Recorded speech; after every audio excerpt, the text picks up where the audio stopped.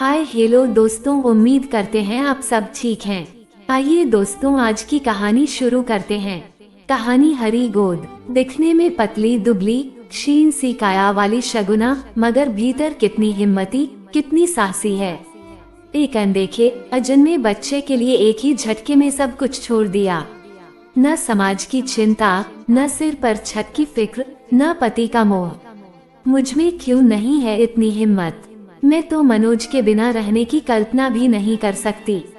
मैं तो पढ़ी लिखी होकर भी शगुना के आगे कुछ नहीं। क्या हूँ मैं? एक जीती जागती इंसान या एक खिलौना जिसे चलाने वाला रिमोट कंट्रोल दूसरों के हाथ में है?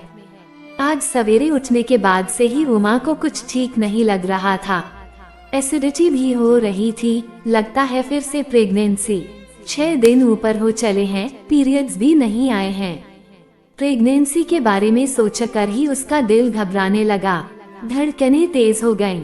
वो माँ बनना चाहती थी कि 5 साल से सूनी पड़ी उसकी गोद एक बार फिर हरी हो जाए। मगर पिछले 2 बार से उसे जिस पीड़ा और क्षोभ भरे अनुभवों से गुजरना पड़ा था, उसकी याद आते ही उसका मन खिन्न हो गया। कहीं इस बार भी वही सब दोहराया गया तो? हे ईश्वर, रक्षा करना। वो गहरी सांस भरकर बिस्तर पर बैठ गई। गुड़िया और मनोज अभी सोए हुए थे। आज रविवार था, दोनों के लिए देर तक सोने का दिन। मांझी बड़े ताऊजी के घर गई हुई थी। नवरात्रि चल रही थी। पोते के जन्म की मन्नत पूरी करने के लिए उनके यहाँ देवी का जागरण था। जाते हुए मांझी प्रसन्न नहीं थी। पता नहीं देवी की हम पर कब कृपा होगी। मुझे पोते का मुंह दिखा दे तो मैं भी जागरण कराऊं। देवी माँ की परम भक्त मांझी ने कोई मंदिर, कोई उपवास नहीं छोड़ा था। हालांकि घर हर तरह से संपन्न था, किसी चीज की कोई कमी नहीं थी। फिर भी मांझी को लगता था कि देवी की उन पर कृपा नहीं है। तभी तो घर में उनके पोते की जगह 5 साल की पोती गुड़िया लिए बैठी थी। उमा की भरी पूरी ससुराल थी। 4 बहुओं में तीसरी थी मांझी। सबके घर आसपास थे, साझा व्यापार था और रोज का साथ उठना बैठना था। हर घर की रत्ती रत्ती खबर दूसरे के घर को रहती। मांझी के अनुसार बाकी सब पर देवी माँ की असीम कृपा थी, क्योंकि खानदान की सभी बहुएं बेटे जन रही थी सिवाय उमा के। 5 साल पहले गुड़िया को जना था। उसके बाद 2 प्रयासों में लड़के को गर्भ में धारण करने में असफल रही थी, इसलिए उमा उनकी नजरों में हीन व तिरस्कृत थी। बाकी सभी बहुओं ने कैसे गर्भ में आई कन्या का सफाया कर मात्र लड़कों को पैदा करने का गौरव प्राप्त किया है, ये बात उमा से छिपी नहीं थी। वो गर्भ परीक्षण कर लिंग भेद के आधार पर होने वाले गर्भपात की घोर विरोधी थी। आखिर उसके पापा ने उसे और उसकी बहन को बड़े लाड दुलार से पाला है, अतः ऐसी नीच मानसिकता के बीज उसके मस्तिष्क में कभी नहीं पड़े थे। मगर उसकी संपन्न और पढ़ी लिखी ससुराल में तो माजरा ही उल्टा था। कहने को तो पूरा परिवार देवी माँ का परम भक्त था। लगभग रोज ही किसी न किसी घर में देवी माँ के नाम पर कुछ न कुछ कर्मकांड होता ही रहता। मगर जब बात देवी के वास्तविक रूप कन्या के जन्म की होती तो घर के बड़े बूढ़ों के मुंह ऐसे उतर जाते जैसे किसी ने उनकी समस्त संपत्ति छीन ली हो। उमा को जब भी किसी भाभी के गर्भपात की खबर मिलती तो उसका मन घृणा और क्रोध से भर जाता। ऐसा कोई कैसे कर सकता है अपने ही बच्चे के साथ? मगर जब उसने पहली बार गर्भधारण किया तो समझ में आया कि बेचारी भाभियों का कोई कसूर नहीं था। संयुक्त परिवार में घर के बड़ों के भीषण दबाव को झेलना कोई बच्चों का खेल नहीं। अच्छे अच्छे चित हो जाते हैं, फिर घर में एक लाचार पशु सी बंदी बहू की हैसियत ही क्या है जो अपना विरोध जताकर मुसीबतों को आमंत्रित करे। फिर भी उमा ने हिम्मत नहीं हारी। मनोज प्लीज, ये हमारा पहला बच्चा है, मैं इसे अवश्य जन्म दूंगी। मैं तुम्हारी मनोस्थिति समझता हूँ उमा, ये तुम्हारा ही नहीं मेरा भी बच्चा है।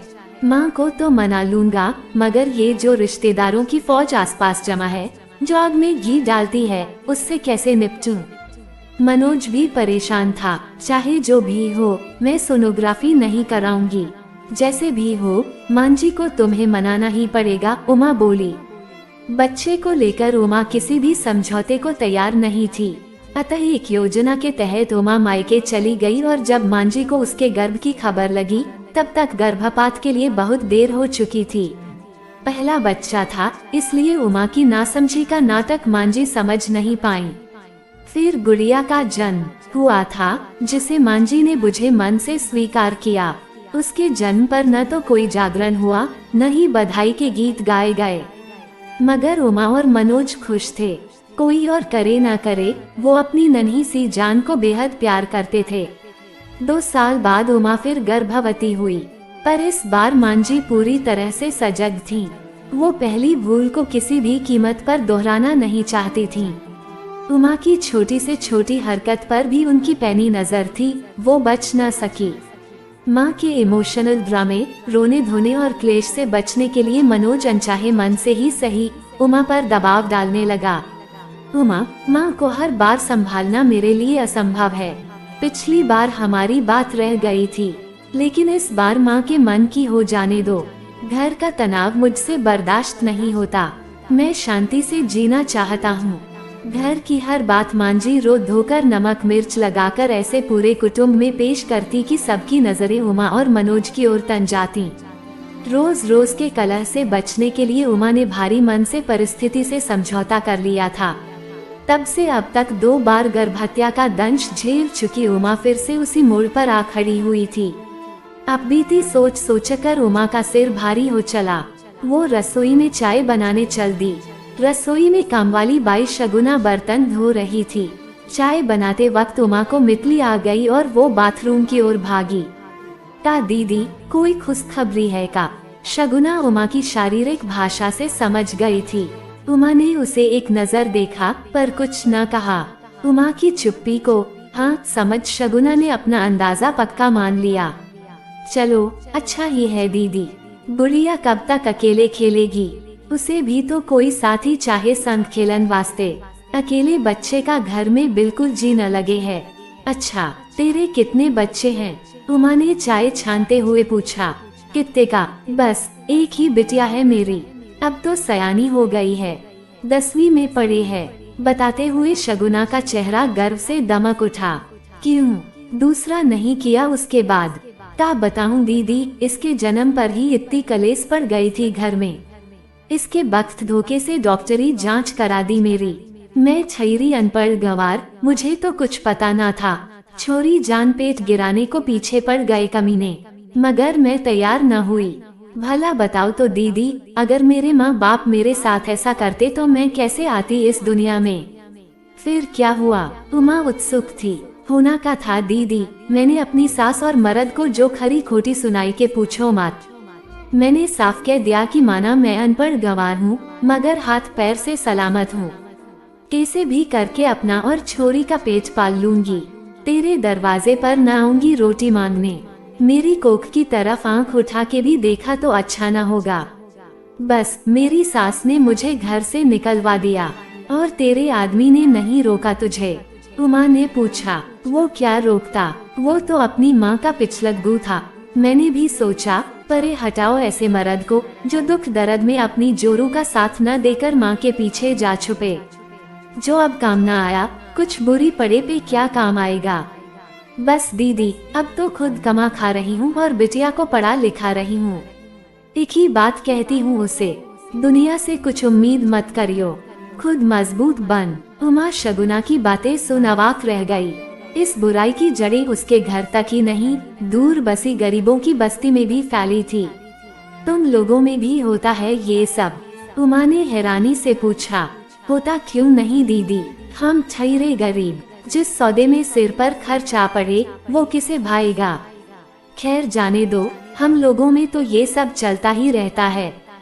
हम अनपढ़ों में कहाँ इतनी अकल की छोरे छोरी का भेद न करें। जिस छोरी की किस्मत भली होगी उसे भगवान आप जैसों के घर भेजे है। अपनी गुड़िया को ही देख लो, रानी बनकर राज करे है घर भर पर। शगुना दर्द भरी आवाज में बोली। शगुना की आखिरी बात उमा के दिल को तीर की तरह भेद गई।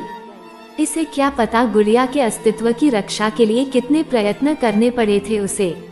बेटियों को मारने का चलन अनपढ़ों से ज्यादा पढ़े लिखे संपन्न परिवारों में है, जो अपना जीवन भगवान की इच्छा से नहीं बल्कि अपने समीकरणों पर जीना चाहते हैं। क्यों हर तरह से संपन्न परिवार भी लड़की के जन्म को भारी मन से लेता है। पता नहीं वो कौन सी मानसिकता है जो उन्हें अपने ही अंश को नष्ट करने के लिए उकसाती है। उमा चाय लेकर अपने कमरे में आ गई, मगर अब उसे पीने का मन न हुआ। जो कुछ उसके सामने आने वाला था उसके लिए वो अभी तैयार नहीं थी। शगुना की बातें उसके कानों में अभी भी गूंज रही थीं। दिखने में पतली दुबली क्षीण सी काया वाली शगुना, मगर भीतर कितनी हिम्मती, कितनी साहसी है। एक अनदेखे अजन्मे बच्चे के लिए एक ही झटके में सब कुछ छोड़ दिया। न समाज की चिंता, न सिर पर छत की फिक्र, न पति का मोह। मुझमें क्यों नहीं है इतनी हिम्मत? मैं तो मनोज के बिना रहने की कल्पना भी नहीं कर सकती। मैं तो पढ़ी लिखी होकर भी शगुना के आगे कुछ नहीं। क्या हूँ मैं? एक जीती जागती इंसान या एक खिलौना जिसे चलाने वाला रिमोट कंट्रोल दूसरों के हाथ में है? उमा स्वयं के विचारों में बुरी तरह से उलझी थी। बाहर निकलने का कोई रास्ता नहीं सूझ रहा था। मनोज उठकर अपने दैनिक कार्यों में व्यस्त हो गया। उमा उससे कुछ न कह सकी, पर वो अजीब सी कश्मकश में थी। थोड़ी देर में मांझी भी आ गईं। उमा की खराब तबीयत की वजह समझ आते ही मांझी खुशी से फूली नहीं समाई और बोली, मैं जानती थी ऐसा ही होने वाला है। देवी माँ मुझे निराश नहीं करेगी। उसने तो रात ही को मुझे ध्यान में बता दिया था कि मेरे घर पोता आने वाला है। अपनी तीव्र इच्छाओं की पूर्ति की खबर सपने या कल्पना में अपने इष्ट देवी देवता से सुनी ईश्वर वाणी नहीं, बल्कि अपने ही मन का बुना भ्रमजाल है। ये बात मांझी नहीं समझती थी। उमा की पिछली प्रेगनेंसी में भी देवी ने उन्हें सपने में आकर पोते की खबर दी थी, जो बाद में निर्मूल सिद्ध हुई थी। मैं गीता को फोन कर देती हूँ, वो समय पर जांच कर लेगी। माँ की बात सुन मनोज ने निर्विकार भाव से उमा की ओर देखा। उमा के मन की पीड़ा उसकी आंखों में साफ छलक रही थी, जिसे समझकर भी वो कुछ न कह सकी। उमा को तीसरा महीना चढ़ चला था। मांझी ने उमा की सोनोग्राफी का अपॉइंटमेंट लिया हुआ था और परिणाम अनुकूल न होने पर गिराने का इंतजाम भी पुख्ता था। वैसे तो हमारे देश में लिंग परीक्षण अपराध की श्रेणी में आता है, मगर कुछ अतिरिक्त सुविधा शुल्क देकर कौन सी ऐसी सुविधा है जो खरीदी नहीं जा सकती है। उमा के साथ क्लिनिक में मनोज को न भेजकर मांझी स्वयं जा रही थी, क्योंकि उन्हें अपने बेटे पर पूरा भरोसा न था। कहीं उमा की बातों में आकर पलट गया तो उसकी उम्मीदों पर पानी फिर जाएगा। उमा की सोनोग्राफी हो चुकी थी। आशाओं पर एक बार फिर पानी फिर गया था, मगर वो नियति के आगे घुटने टेकने को तैयार नहीं थी। जैसे जैसे गर्भपात का समय पास आ रहा था, उमा की बेचैनी बढ़ती जा रही थी। उसका अंतर्मन चित्कार रहा था, मत होने दे ये अनर्थ उमा, बहुत हुआ। कब तक यूं अपने ही खून की हत्याओं का पाप धोती रहेगी? क्या तू शगुना से भी गई गुजरी है? जब वो अपनी कोख की रक्षा के लिए सब कुछ त्याग सकती है तो तू क्यों नहीं? क्या होगा? ज्यादा से ज्यादा यही न कि तुझे घर छोड़ना पड़ेगा, मगर अपनी बच्ची को कम से कम जीवित तो देख पाएगी। वो नन्ही सी जान पूरी तरह से तुझ पर आश्रित है। सोचती होगी कि मैं अपनी माँ की कोख में सुरक्षित हूँ। मेरी माँ है तो कोई मेरा क्या बिगाड़ सकता है। चैन से सोई होगी वो। क्या बीतेगी उस पर जब जानेगी कि अपनी कोख में सहेजने वाली माँ ही आज प्राणघातिनी बनी हुई है। मत कर ऐसा अन्याय उसके साथ। आज मनोज के प्यार की भी परीक्षा होने दे। हर बार गलत फैसलों के लिए मात्र सम्मान के नाम पर माँ के साथ खड़ा होने वाला आदमी क्या एक सही फैसले के लिए तेरे साथ नहीं खड़ा हो सकता? और अगर वो अभी तेरे साथ खड़ा नहीं हो सका तो फिर ऐसे पति से क्या उम्मीद करना? वो तो जीवन के किसी भी मोड़ पर तेरा साथ छोड़ सकता है। तू इतनी असक्षम भी नहीं कि अपनी बच्चियों का भार न उठा सके। बस जरा सी हिम्मत कर उमा। उमा चलिए। नस की आवाज सुन उमा का शरीर जैसे काठ का हो गया। जैसे तैसे वो खड़ी हुई, मगर पाँव नहीं हिला पा रही थी। यह मुझसे नहीं होगा मांझी, मैं यह नहीं करूंगी। कंठ में फंसा निर्णय पूरे आवेश के साथ बाहर निकला। मनोज जिस क्लेश के आगे नतमस्तक था, वो आज पूरे उफान पर था। बहुएं घर बसाने के लिए होती हैं, उजाड़ने के लिए नहीं। मेरे वंश का खात्मा करने पर तुली है ये। कह देती हूँ मनोज, या तो इसे समझा ले, वरना इसका हमसे कोई नाता नहीं रहेगा। मांझी गुस्साए आवाज में बोली। न रहे तो न सही मांझी, मैं इसके लिए तैयार हूँ, मगर इस बार अपनी कोख पर आंच न आने दूंगी। मेरा निर्णय नहीं बदलने वाला, आगे जैसी आपकी मर्जी। मैं आज ही यहाँ से अपनी बेटी को लेकर चली जाऊंगी। उमा की वाणी और भाव दोनों शांत थे। अनवरत मानसिक द्वंद्वों के तूफान एक निर्णय पर आकर ठहर गए थे। अब वो हर परिस्थिति का सामना करने के लिए तैयार थी। कोई कहीं नहीं जाएगा माँ। उमा ने जो किया ठीक किया। मैं खुद भी यही चाहता था, मगर न जाने क्यों चाहकर भी साहस नहीं कर पा रहा था। अपनी 2 बेटियों की हत्या की ग्लानि अभी तक है मुझे, तीसरी की झेलने की शक्ति नहीं है मुझ में। हिम्मत करके मनोज बोला, ये क्या कह रहा है तू? इसके साथ साथ तेरा भी सिर फिर गया क्या? मरने के बाद कोई क्रियाकर्म श्राद्ध करने वाला भी नहीं होगा तेरा। आत्मा को मुक्ति नहीं मिलेगी। माँ की बातें सुन इस बार मनोज की सहन शक्ति जवाब दे गई। आत्मा की मुक्ति अपने अच्छे बुरे कर्मों से होती है, किसी कर्मकांड से नहीं। और आज एक बात कान खोलकर सुन लो माँ, अगर तुमने उमा की प्रेगनेंसी में किसी भी तरह की कोई भी बाधा खड़ी की या उसे किसी भी तरह का तनाव दिया, तो हमारी मुक्ति हो या ना हो, तुम्हारी नहीं होगी। क्योंकि फिर मैं तुम्हारे मरने पर ना तो तुम्हारा क्रियाकर्म करूँगा और न ही पिंडदान। आज मनोज के दिल में फंसा बरसों का गुबार भी फूटकर बाहर निकल गया। मांझी उसके जवाब से जड़वत रह गईं। उमा, अगर तुम्हारे साथ किसी भी प्रकार का दुर्व्यवहार हुआ तो तुम्हारे साथ मैं भी ये घर छोड़ दूंगा। मनोज की अप्रत्याशित प्रतिक्रिया से उमा भावविह्वल हो गई और उससे लिपटकर रो पड़ी। आज उसकी सूनी गोद फिर हरी हो गई थी। आज उसने अपनी कोख के साथ अपने सुहाग पर भी अधिकार पा लिया था। कहानी पढ़कर कहीं ना जाएं दोस्तों। नीचे कमेंट बॉक्स में जाकर अपना कीमती कमेंट हमें लिखकर जरूर भेजें। हमें आपके कमेंटों का इंतजार है और हमेशा रहेगा। वीडियो पसंद आया हो तो लाइक, सब्सक्राइब और शेयर करें। वीडियो देखने के लिए आपका बहुत बहुत धन्यवाद।